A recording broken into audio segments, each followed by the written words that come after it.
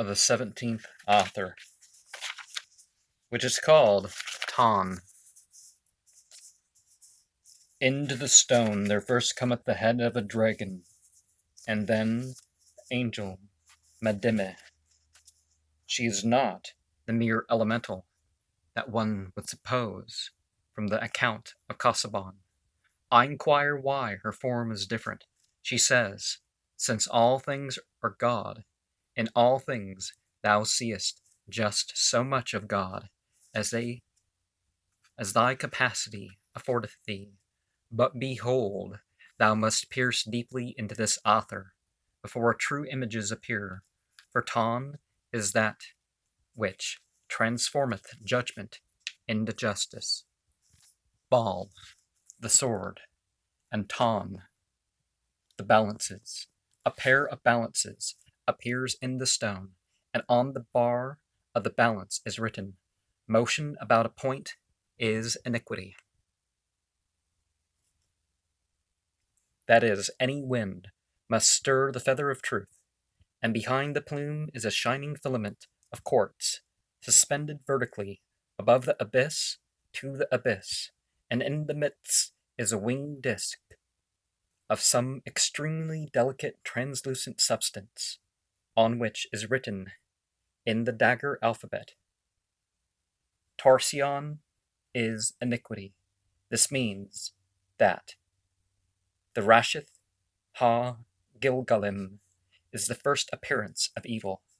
Now an angel appears, like as he were carven in black diamonds, and he cries, woe unto the second, whom all nations of men call the first.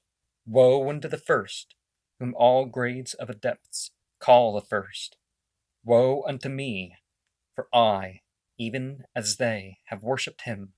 But she in whose paps are the galaxies, and he that shall never be known, in them is no motion. For the infinite without filleth and moveth not, and the infinite within goeth indeed, but it is no odds, else were the space marks confounded. And now the angel is but a shining speck of blackness in the midst of a tremendous sphere of liquid and vibrating light, at first gold, then becoming green, and lastly pure blue. And I see that the green of Libra is made up of the yellow of air, and the blue of water, swords and cups, judgment and mercy. And this word Ton meaneth mercy. And the father of Ma'at is blue, because of the truth of justice is mercy. And the voice cometh, as it were, the music of the ripples of the surface of the sphere. Truth is delight. This means that truth of the universe is delight. Another voice cometh. It is the voice of a mighty angel, all in silver. The scales of his armor and the plumes of his wings are like mother of pearl, and a framework of silver. And he saith, justice is the equity that ye have made for yourselves between truth and falsehood. But in truth there is nothing of this, for there is only truth. Your falsehood is but a little falser than your truth. Yet by your truth shall you come to truth. Your truth is your troth with Adonai, the beloved one. And the chemical marriage of the alchemists beginneth with a wane, and he that is not found wanting hath within him one spark of fire, so dense and so intense that it cannot be moved, though all the winds of heaven should clamor against it, and all the waters of the abyss surge against it, and all the multitude of earths heap themselves upon it to smother it. Nay, it shall not be moved. And this is the fire of which it is written, hear thou the voice of fire. So dense and so intense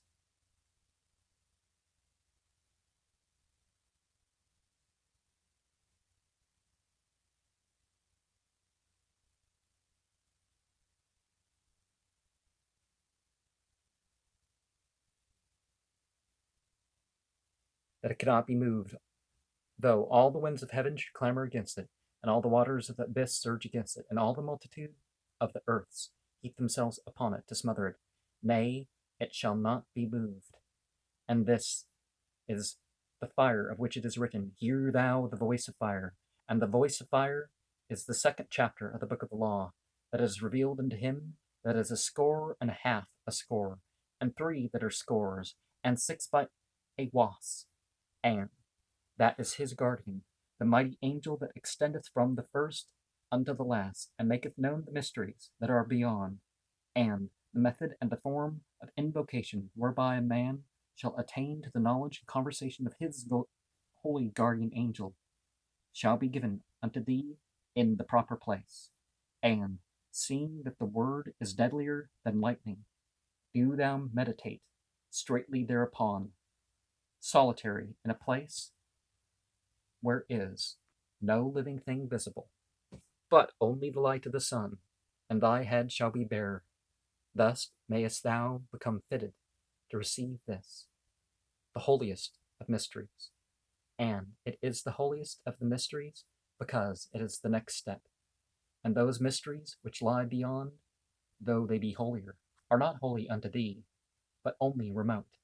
The sense of this passage seems to be that the holiness of a thing implies its personal relation with one, just as one cannot blaspheme an unknown God because one does not know what to say to annoy him. And this explains the perfect inefficiency of those who try to insult the saints. The most violent attacks are often merely clumsy compliments. Now the angel is spread completely over the globe, a dewy film of silver upon that luminous globe.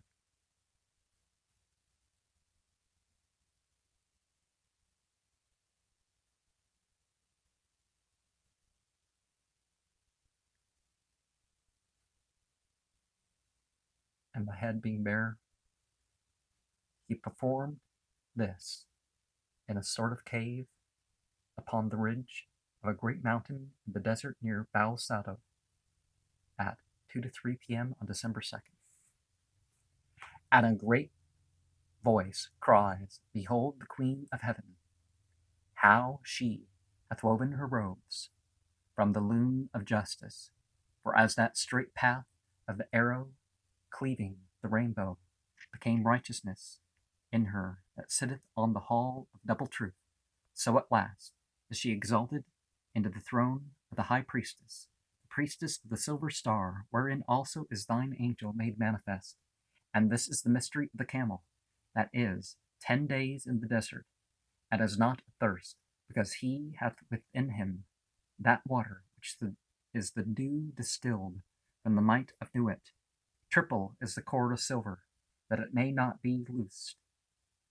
And 60 and 1/2 score, and 3 is the number of the name of my name, for that the ineffable wisdom, that also is the sphere of the stars, informeth me. Thus I am crowned with the triangle that is about the eye, and therefore is my number 3, and in me there is no imperfection, because through me descendeth the influence of Tarot, and that is also the number of Awas, the mighty angel, the minister of silence, and even as the shoe stone burneth thy forehead with its intolerable flame, so he who hath known me, though but from afar, is marked out and chosen from among men, and he shall never turn back or turn aside, for he hath made the link that is not to be broken, nay, not by the malice of the 4 great princes of the evil of the world, nor by Coronzone, that mighty devil, nor by the wrath of God, nor by the affliction and feebleness of the soul, yet with this assurance, be not thou content, for though thou hast the wings of the eagle, they are vain, except they be joined to the shoulders of the bull. Now therefore I send forth a shaft of my light, even as a ladder let down from the heaven upon the earth, and by this black cross of Themis that I hold before thine eyes, do I swear unto thee that the path shall be open henceforth forevermore. There's a clash of a myriad silver cymbals, and silence, and then 3 times a note is struck upon a bell, which sounds like my holy Tibetan bell, that is made of electrum magicum. I am happily returned unto the earth. Baosada, December 2nd, 1909, 12:15 to 2 a.m.